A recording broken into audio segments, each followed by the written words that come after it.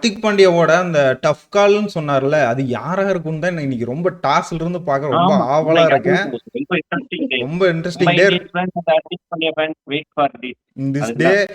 யார தூக்க போறாரு இன்னைக்கு தெரிஞ்சிரும். யார் யார் டீம்ல இருக்க போறாங்க. ஏன்னா ஜெயவர்தனை நேற்று பிரஸ் கான்ஃபரன்ஸ்லயும் சொன்னாரு, நாங்களும் அதே மனநிலைமையில தான் இருக்கோம். ஹர்திக் பாண்டியா சொன்ன மனநிலைமையில தான் இருக்கோம். அவர் டஃப் கால் எடுக்கணும், நாங்களும் டீமா தான் எடுக்கணும், டீமோட நல்லதுக்கு இப்பயாவது எடுக்கணும் அப்படின்னு சொல்லியிருக்காரு. எனக்கு இன்னுமே சஸ்பிசியஸா இருக்கு யார் எடுக்க போறாங்கன்ட்டு. கையா ஸ்கையா கையா டஃப் கால் தெரியல, எனக்கு சீரியஸா ப்ரோ தெரியல. இதெல்லாம் பண்ணாதீங்க. ம்?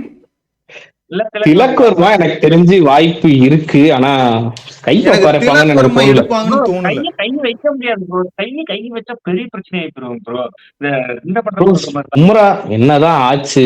நம்ம எல்லாம் வியந்து பார்த்த பும்ரா இல்ல பும்ரா என்னதான் ஆச்சு போன மேட்ச்? ஆனா பார்த்ததே இல்ல, இவ்வளவு ஃப்ரஸ்ட்ரேஷனா ஒரு மாதிரி பார்த்ததே கிடையாது நான் இத்தனை வருஷத்துல. பும்ரா பவுலிங் போட்டோம்னு வச்சுக்கோவே, அவர் இஷ்டத்துக்கு விட்டுறணும், உன் பிளானுக்கு நீங்க போன்ட்டு.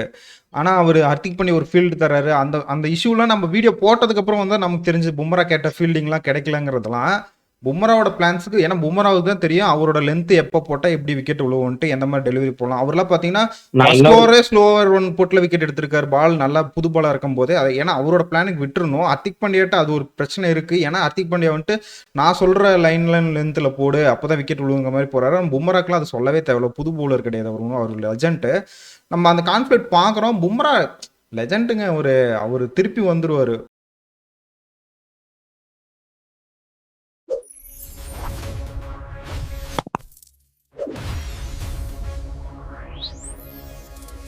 பத்தாவது இடத்துக்கு போயிட்டு பகுமானமா உட்கார்ந்துருக்கும் மும்பை இந்தியன்ஸ் நண்பர்களே, இன்னைக்கு வந்து ஜிடி கூட மேட்ச். ஜிடி கூட எப்பயுமே ஹெட் டு ஹெட், இந்த ஜிடி கூட எல்எஸ்ஜி கூட மோசமா தான் இருக்கு மும்பைக்கு. அதே மாதிரிதான் இன்னைக்கும். அதே மாதிரி அகமதாபாத்ல மும்பை ஜெயிச்சதே கிடையாது இது வரைக்கும் 4 மேட்சா. இந்த மாதிரி பல நெகட்டிவ் கேர்ஸோட உள்ள போகுது இன்னைக்கு மேட்சுக்கு. ரோஹித் சர்மா பிராக்டிஸ் பண்றாரு, ஆனா அவைலபிள் இருப்பாரான்னு தெரியல. உங்களுக்கு ஒரு இன்னொரு இன்ப செய்தி நந்தா, நீங்க 10வது இடம் போயிட்டீங்க. சிஎஸ்கே வந்து 7வது இடம் பிடிச்சிருச்சு. நேற்று எல்எஸ்ஜி தோத்து 7வது இடம் போறானுங்க, என்னன்னு தெரியல இந்த எல்எஸ்ஜி எல்லாம். விடுங்க, இதான் கொடுமை, கால கொடுமை. ஒருத்தர் 7வது இடம் போனதுக்கு எதுனா சொல்லுங்க. சரி ஓகே. ஒரு மீம் பார்த்தேன். ஹர்திக் பாண்டியா நான் ஜெயிப்புங்கிற நம்பிக்கையோட கேக்கர் நீ 10-14 மேட்ச் ஜெயிக்க மாட்டேங்கிற நம்பிக்கை வந்துச்சு. யோசிச்சுட்டேன் நான் கேக்கர் தோக்கடிக்க என்னன்னா பண்ண முடியுமா? அத்தனை வேலையும் என்னடா பண்றது அப்படிங்கிற மாதிரி ஒரு மீன் பார்த்தேன். அது மாதிரிதான் போயிட்டு இருக்குது கேகேஆரோட நிலைமை. ப்ரோ செம்ம மேட்ச். எப்பயுமே ஜிடியும் கேகேஆர் விளையாண்ட போன வருஷம் அந்த ஃபைனல் கேப்டன்சி பண்ணாப்புல. ஹர்திக் பாண்டியா பத்தி பேசுறவரை சண்டைக்கு வருவாங்க. ஹர்திக் பாண்டியா அந்த ஓவர் கடைசி ஓவர் போட்டு 20 ரன் அடிக்கணும், ஜெயிச்சிருந்திருக்கு மும்பை. ஆனா தீபக் சேகர் சூப்பரா டெத் பவுலர். தீபக் சேகர் உங்களுக்கு தெரியாதா? அந்த மேட்ச் புடிச்சு விட்டாங்க. ஆமா, அந்த மேட்ச் ஜிடிஎம்ஐ மேட்ச் எப்பயுமே ஒரு அளவுக்கு நல்லா தான் இருக்கும். நான் ஸ்டார்டிங்ல இருந்து 2 சேஞ்சஸோட ஆரம்பிக்கிறேன். தயவு செஞ்சு இன்னைக்கு ரோஹித் சர்மா இருந்தாருன்னா ரோஹித் சர்மா டிகாக் ஆடணும். இல்ல ரோஹித் சர்மா பிராக்டிஸ் பண்றாரு, ஆனா ஆடுவாரான்னு தெரியல. ப்ரோ சொல்றது கேளுங்க ப்ரோ. இந்த தீபக் சகரையும் அந்த ரிக்கல்டனையும் உட்கார வைங்க ப்ரோ, டீம் நல்லா இருக்கும். இதோ உங்களுக்காக இன்னைக்கு மேட்ச்ல ஒரு சேஞ்ச் இருக்கு bro. Shardul Thakur opening bowling. அவர் ரிட்டையர்ட் ஆவறது இங்க. ஷாகுல் தாகர் அப்படி யூஸ் பண்ண மாட்டாங்க, என்னென்னமோ பேசுறானுங்க. இல்ல நம்ம சீரியஸா பேசணும்னா தீபக் சகருக்கு பதிலா அந்த இடத்துல வேற யாராவது வந்தே ஆகணும். ஒண்ணு அஸ்வினி குமாரோ, ஏன்னா ரிசோர்சஸ் கிடையாது. இப்ப தீபக் சகர் அடி வாங்குறாரு. அஸ்வினி குமார் ப்ராமினென்ட்டா இல்லைனாலுமே போன வருஷம் அவர் நல்ல இன்டென்ட் காட்டியிருக்காரு, கொடுத்த சான்சஸ்ல சூப்பரா யூஸ் பண்ணிருக்காரு. இந்த வருஷம் அதனால தீபக் சகர் எனக்கு தெரிஞ்சு ரொம்ப அடிச்சிடறாங்க. ஃபர்ஸ்ட் ஓவர்ல 2 மேட்ச தொடர்ந்து 20 ரன் அடிச்சிருக்காங்க. அவன் புலம்புறத கேட்கும்போது எவ்வளவு சந்தோஷமா இருக்கு.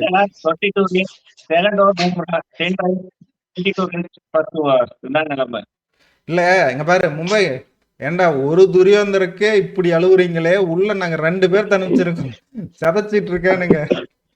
தீபக் சகர், ஷாகுல் தாகர். அதுவும் ஒரு ஷாகுல் தாகர் வந்துட்டு ஒரு படி மேல உங்க கேப்டனோட நம்பிக்கையே பெற்றுட்டாரு ஒரே மேட்ச்லயே. அதனால நீங்க எடுக்க மாட்டீங்க.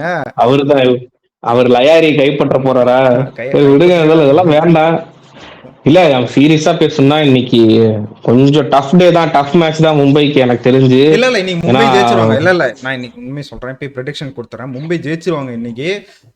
ஏன்னா இப்ப நம்ம சொன்னோம் டீம்ல இருக்க பிரச்சனை எல்லாம் ஓரளவு போன மேட்ச்ல இருந்து எல்லாம் வெளியே வருதுன்ட்டு. இந்த மேட்ச் பாருங்க என்னாவது பண்ணியாவது ஜெயிச்சிருவாங்க. அடுத்த மேட்ச்ல இருந்து கோட்டை விட ஆரம்பிச்சிருவாங்க. எல்லாம் சந்தேகம் வருது.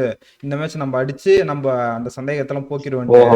சென்னை மேட்ச் தோக்கணும்னு சொல்லிட்டு இப்படி பேசுறேன். இல்ல உண்மைதான். இன்னைக்கு பாரு, இன்னைக்கு வந்து ஒழுங்கா எல்லாருமே ஒழுங்கா விளையாடுவாங்க. நீ வேணா இன்னைக்கு ஜெயிச்சுட்டாங்கன்னா அதுதான் உண்மை. ஏன்னா ஜிடி வந்து இப்ப ஃபார்ம்ல இருக்காங்க. இப்ப பாரு இன்னைக்கு மேட்ச் நல்லா இருக்கும். மும்பை வந்து ஷூ ஷாட்டா வின் பண்ணிடுவாங்க. இது வேணா நீ எழுதி வச்சுக்க. பட்லர் முழு சட்டையை பார்த்தாவே அடிப்பான். பட்லர் ஃபார்முக்கு வந்துட்டாரு. பட்லர் சுமன் கில் 2 பேருமே ம். பட்லரையே அவுட் எடுத்துட்டா அடிக்கிறது பெருசா வெளியே. அதெல்லாம் பவுலிங்கான சூப்பரா வச்சிருக்காங்க. எனக்கு தெரிஞ்சு ப்ரோ அகமதாபாத்ல என்னைக்குமே 10 ஸ்விங் ஆகும். நீங்க ட்ரெண்ட் போல்ட் ஆடி ஆகும். யார் உட்கார வச்சு ஆடுவீங்களா? இல்ல அது கூட எனக்கு என்ன அப்டேட் தெரியல. இல்ல ஹர்திக் பாண்டியாவோட அந்த டஃப் கால்னு சொன்னார்ல, அது யாராக இருக்குன்னு தான் இன்னைக்கு ரொம்ப டாஸ்ல இருந்து பார்க்க ரொம்ப ஆவலா இருக்கேன். ரொம்ப இன்ட்ரெஸ்டிங் டே. திஸ் டே யாரை தூக்க போறாரு இன்னைக்கு தெரிஞ்சிடும். யார் யார் டீம்ல இருக்க போறாங்க. ஏன்னா ஜெயவர்தனை நேற்று ப்ரெஸ் கான்ஃபரன்ஸ்லயும் சொன்னாரு, நாங்களும் அதே மனநிலைமையில தான் இருக்கோம். ஹர்திக் பாண்டியா சொன்ன மனநிலைமையில தான் இருக்கோம். அவர் டஃப் கால் எடுக்கணும், நாங்களும் டீமா தான் எடுக்கணும், டீமோட நல்லதுக்கு இப்பயாவது எடுக்கணும் அப்படின்னு சொல்லியிருக்காரு. எனக்கு இன்னுமே சஸ்பிசியஸா இருக்கு யார் எடுக்க போறாங்கன்ட்டு. தெரியல எனக்கு சீரியஸா தெரியல. திலக்வர்மா எனக்கு தெரிஞ்சு வாய்ப்பு இருக்கு. ஆனா கை எடுப்பாங்கன்னு தோணல. கை வைக்க முடியாது ப்ரோ. கை வச்சா பெரிய பிரச்சனை ஆயிடும் ப்ரோ. இந்த பட்டம் சொல்ற மாதிரிதான், விசாலோட கண்டபடி பட்டம் சொல்ற மாதிரிதான்.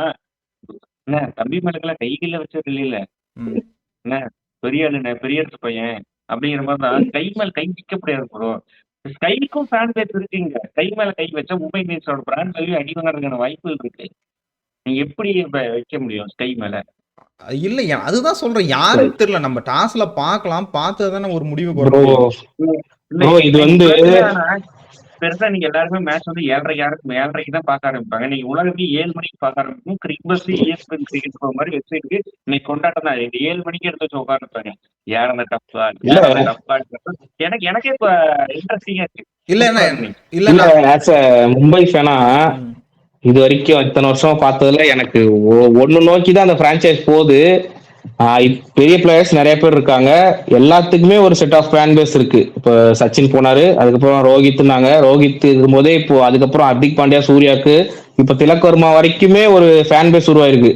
அடுத்த வருஷம் இந்த வருஷம் இவ்வளவு மோசமா இதோட மோசமா ஆடிட்டு இருந்தாங்கன்னா கண்டிப்பா பெரிய பிளேயர்ஸ் எல்லாம் அடுத்த வருஷம் வேற டீமுக்கு போறாங்க. எனக்கு அதுதான் ஒரு தொலைதூர பார்வையா பார்த்தா அதுதான் தெரியும். கமெண்ட் ஒருத்தர் அழகா போட்டிருந்தாரு, மோர் good chefs spoil the soup அப்படின்னு போட்டிருந்தாரு. அது கரெக்டா பொருந்தும் இதுக்கு. இப்ப நான் அப்படிலாம் பேசாதீங்க. இந்த டீம்ல ரோஹித் சர்மா 2 வருஷமா போறேன்னு நியூஸ் வந்துச்சு. லக்னோ 40 கோடி ஸ்டேட்மெண்ட் எல்லாம் விட்டாங்க ரோஹித் சர்மாவை. ஸ்கை வேற டீமுக்கு போற நியூஸ் வந்துச்சு. பும்ரா ஆக்ஷனுக்கு நான் போறேங்கிற மாதிரி நியூஸ் வந்துச்சு. ஹர்திக் பாண்டியா தவிர்த்து எல்லாருமே நான் ஆக்ஷனுக்கு போறேன், இல்ல நான் வெளியே போறேன் அப்படிங்கிற மாதிரி. ஹர்திக் பாண்டியா வந்த உடனேவே அவங்க டீம்ல இருந்து எல்லாத்துக்குமே அவங்க பிரிச்சு கொடுத்த பணத்தை பார்க்கணும். அந்த ரீட்டைன் பண்ண பணம் பாத்தீங்கன்னா கரெக்டா இருக்கும். எந்த டீமுமே அந்த மாதிரி பண்ணல. 0.5, 8.5, 16.5 இந்த மாதிரி சரிசமமா ஓரளவுக்கு இருக்க மாதிரி பாத்துக்கிட்டாங்க. அப்பயே ஒரு சூதாரிச்சிருக்கணும் இந்த மாதிரி ஏதாவது நடக்க போகுது அப்படின்னு சொல்லிட்டு. அந்த மாதிரிதான் நடந்திருக்கு. டீமுக்குள்ள கான்ஃபிளிக்ட் இருக்கானா கான்ஃபிளிக்ட் இருக்கு. அதை எப்படி ஓவர் கம் பண்ணி போன வருஷம் மாதிரி கொஞ்சம் ஆடி ஒரு பிளே ஆஃப்ஸ் போறாங்களோ அதுதான் பரவாயில்லன்னு எனக்கு தோணுது. போன வருஷம் அந்த போன வீடியோல நான் ஹர்திக் பாண்டியாவோட இதை பத்தி பேசுறது வந்து வைரல் ஆச்சு. நான் பேட் பேக் யூஸ் பண்ண நல்லே சொல்லல. அந்த பேட் பேக்ஸை தவிர நான் சொன்ன வார்த்தைகள் எல்லாமே கரெக்ட் தான். டீம் உள்ள 2 பிரச்சனை போதும். அந்த 2வது group Hardik Pandya fans group வந்து என்னன்னு கேள்வி கேட்கறாங்களா? டீம்ல இப்ப மத்த பிளேயர்ஸ் வந்து ரெஸ்பான்சிபிலிட்டிஸ் எடுத்து ஆடணும்ல. ஹர்திக் பாண்டியா சொல்ற பேச்சு கேட்கணும்ல. ஜிடி லீக் ஆடு ஒரு கப்பு அண்ட் ஒரு ஃபைனல் கொண்டு போய் விட்டுட்டு இங்க வந்து இவர் பேச்சு கேட்காம யாரும் விளையாடாம இருக்கிறது அதுக்கு நாங்க என்ன பண்ணுவோம்? நீங்க அவங்களையும் பேசுங்க அப்படின்னு வேலையிடான பாயிண்ட் நம்ம கிட்ட சொல்றாங்க. அதுக்கு நீங்க ஏதாவது இல்ல நான் தான் சொல்லிட்டேன். ஹர்திக் பாண்டியா கெட்ட பேர் உருவாக்கணும்னு முடிவு பண்ணிட்டாங்க. அதுக்கப்புறம் அதுக்கு என்ன பக்கத்துல இருந்து பார்த்த மாதிரி எல்லாம் பேசக்கூடாது ப்ரோ. நீங்க வந்து ஒரு ஃபைனலு நான் ஒன்னே ஒன்னு சொல்றேன், இது எல்லாருமே ஒத்துக்குவீங்க.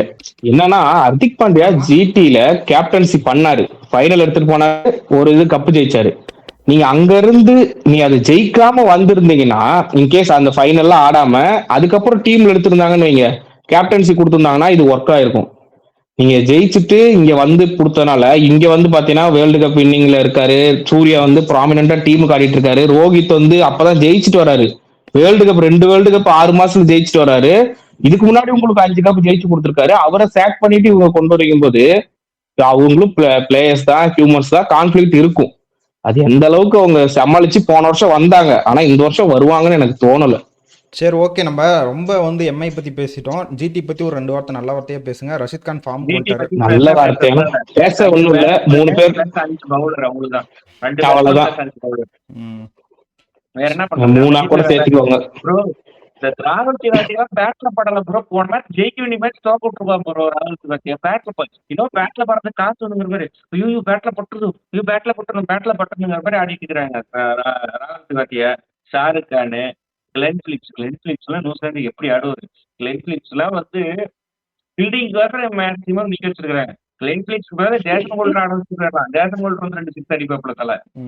Rabada back to form. Siraj நல்லா வந்து போறாரு. Prasidh Krishna always purple cap holder தான். இன்னைக்கு வந்து 3 விக்கெட் எடுத்து அரிசல் கம்போச்சுன்னா டேய் நீ எனக்கு முன்னாடி போவாது, நான் உன்னை பிடிச்சி முன்னாடி வரேன் பாருங்கிற மாதிரி தான் பிரசித் கிருஷ்ணா. இன்னைக்கு ஒரு 3 விக்கெட் இருக்கு. ரஷித் கான் நல்லா ஃபார்ம்ல தான் இருக்கிறாரு. பவுலிங் பிரச்சனை கிடையாது, பேட்டிங் மட்டும் தான் பிரச்சனை. சாய் சுதர்சன் கொஞ்சம் ஃபார்ம் போகணும், அவங்க மட்டும் கொஞ்சம் ஃபார்ம் அவுட்ல இருக்கிற மாதிரி தோணுது. பிட்ச் எப்படி கொடுக்குறாங்கிறது பொறுத்து இருக்குது ப்ரோ. போன மேட்ச் வந்து கொஞ்சம் ஸ்லோ ட்ராக் கொடுத்தாங்க. இந்த மேட்ச் எப்படி கொடுக்குறாங்க தெரியல. பேட்டிங் ட்ராக் கொடுத்தா அவங்களுக்கு வந்து மைனஸ் ஆயிரும்.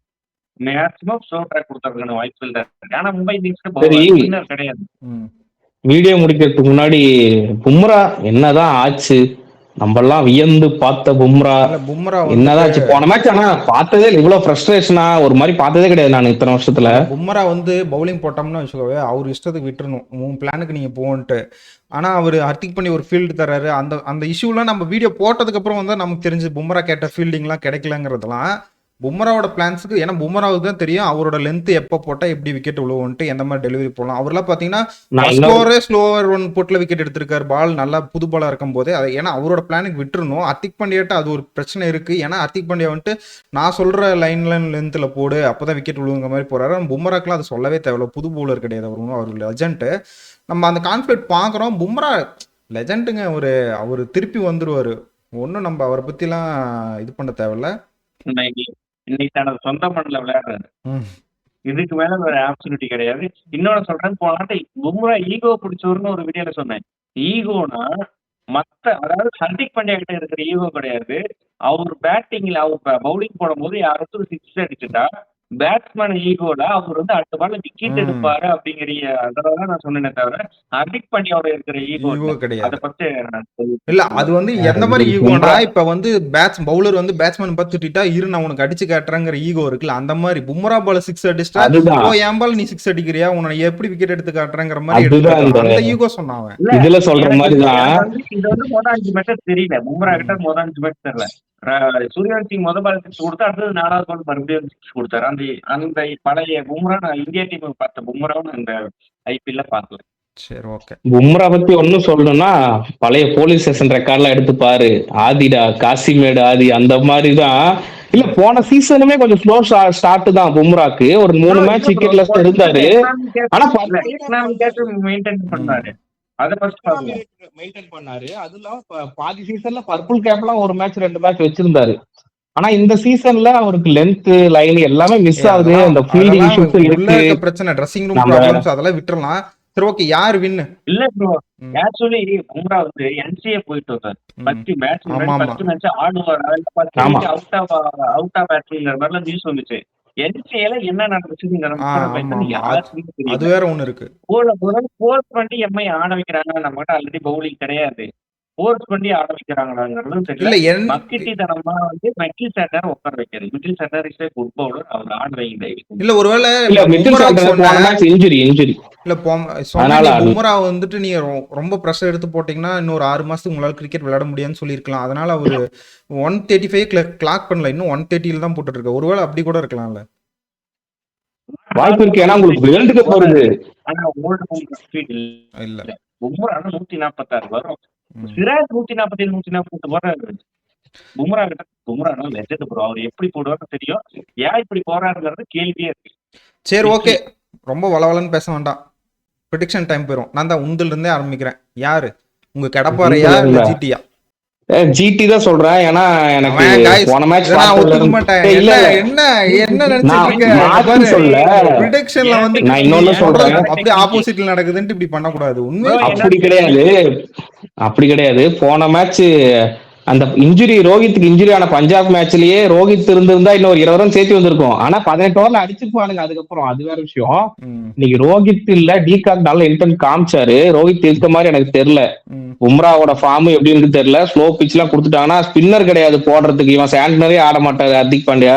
சரி, ஓகே. அதனால எனக்கு என்னமோ பட்லர் வந்து ப்ளூ சொக்கா பார்த்தாலே அடிப்பாரு. அதனால ஜிடி. ஓகே, தினேஷ் வந்து நான் எம்ஐ ப்ரோ, நான் எம்ஐ ஜெயிக்கிறேன். இல்லை, நானும் எம்ஐக்கே போறேன். ஏன்னா இன்னைக்கு என்னன்னா பார்த்துட்டிங்கன்னா, நான் சொன்ன சிம்பிள் காரணம் தான். எல்லா மேட்ச்லையும் இங்கே தொடர்ந்து தோக்க மாட்டாங்க, நீங்க நல்லா ஆடிடுவாங்க, அவ்வளோதான். அதோட நான் முடிச்சுக்கிறேன். நான் காரணம் பிராங்கா சொல்லணும்னா எம்ஐ ஜெயிச்சா நீ டோர்னமெண்ட் இனிமே சூடு பிடிக்கும், பயங்கரமா சூடு பிடிக்கும். ஆர்ஆர் தோக்க ஆரம்பிச்சிட்டாங்க, ம், எல்ஐஜி வந்து தோக்க ஆரம்பிச்சிட்டாங்க, ஜிடி ஓரளவு ஜெயிக்க ஆரம்பிச்சிட்டாங்க. ஃபர்ஸ்ட் இருக்கிற ஒரு பஞ்சாபை தவிர மீதி எல்லா டீமும் அப்படி ஆர்சிபியும் இப்ப தோக்க ஆரம்பிச்சிட்டாங்க. 2 மேட்ச் தோத்துட்டாங்க. அப்படிங்கும்போது இனிமேல் டோர்னமெண்ட் பட்டாதான் இருக்க போகுது. சென்னை நாளைக்கு மேட்ச் மட்டும் அதோட சூப்பரா இருக்க போகுது. இல்லை, சென்னை மட்டும் நீ எஸ்ஆர் கோச்சோட ஜெயிச்சிருந்தா இன்னும் சூப்பரா இருந்திருக்கும். அந்த ஒரு இது இன்னும் உங்களுக்கு இப்ப எஸ்ஆர்எச் எனக்கு வந்து சந்தோஷம். அவ்வளவு நாளை bro, பைசா சொல்றான் உள்ள. இல்ல இன்னைக்கு மேட்சோட நாளைக்கு எஸ்ஆர்எச் வெர்சஸ் டிசி மேட்ச் ரொம்ப ரொம்ப கூசிலான மேட்ச் டோர்னமெண்ட். ஆமா, சரி பார்க்கலாம். ரெண்டு ஓகே, பேர்ல யார் ஜெயிக்கிறாங்களோ அவங்களுக்கு முடிச்சுக்கலாம். குரூஷியலா கேள்விக்கான இருக்கும். நேரம். கேள்விகள் சொல்லுங்க. கேள்வி நேரம் தான், சொல்லுங்க. சரி, பேட்டிங் தான் இந்த டைம். பேட்டிங் எல்லாம் ம்? பும்ராவா? இல்ல ப்ரோ, இந்த வாரத்துக்கான வந்துட்டு யாருக்கும் ப்ரௌனி கிடையாது ப்ரோ. இந்த வாரம் என்னன்னா, எங்க கூட லைவ் செஷன்ல இன்டராக்ட் பண்ணிக்கலாம். அருமையான வாய்ப்பு. இந்த வாரம் லீடர் ப்ரோ அவர் தான். இப்ப இந்த வாரம் லீடர் ப்ரோ யார் இருக்கீங்களோ, லைவ் செஷன் எங்க கூட ஒரு ஒரு இன்னைக்கு செஷன் மதியம் ம் வின்னர்ஸ் யாரும் தெரியும் எனக்கு. நான் நோட் பண்ணி வச்சேன். இன்னைக்கு இது பண்ணி கிரியேட் பண்ணி இன்ஸ்டாலையும் யூடியூப் கம்யூனிட்டிலையும் போடுறோம். எங்க லைவ் செஷன்ல நீங்க இது பண்ணிக்கலாம். அதாவது இந்த வாரத்துக்கான இதை சொல்றேன். போன வாரத்துக்கான இதுக்கு நாங்க உங்களுக்கு டிக்கெட்ஸ் அரேஞ்ச் பண்றோம். இந்த வாரம் என்ன படம் ரிலீஸ் ஆகுதோ அது டிக்கெட்ஸ் அரேஞ்ச் பண்றோம். நாங்க இந்த இதுல வந்துட்டு இப்ப கேள்வி கேட்க போறோம்ல, இந்த லீடர் போர்ட்ல இருந்து என்னன்னு பாத்தீங்கன்னா, லைவ் செஷன் எங்க கூட நீங்க பேசலாம். ஓகேவா? சரி, ஓகே. யாரு வின்னர்? கொஸ்டின் என்ன? பும்ரா எத்தனை விக்கெட் எடுப்பார்? அதே கொஸ்டின் தான். அதான் நான் சொல்றேன். ஏன்னா பும்ரா மேல எனக்கு நம்பிக்கை இருக்கு. நீ கண்டிப்பா ஆடுவாரு. டிராப்லாம் பண்ண மாட்டாங்க. அந்த மாதிரி தப்புல எந்த விஷயம் நடக்காது. டிராப்ல பண்ண மாட்டாங்க. டிராப் பண்ணா பைத்தியக்காரன் யாரும் தெரியாது. டிராப் பண்ணா 0 விக்கெட்னு போடுங்க. விக்கெட் எடுக்கலாம் 0ன்னு போடுங்க. யார் யாருக்கு கரெக்டான ஆன்சர் கொடுக்குறீங்கன்னு பார்க்கலாம். சரி, ஓகே. இந்த வீடியோ இதோட முடிச்சுக்கலாம். முடிச்சுக்கிறோம்.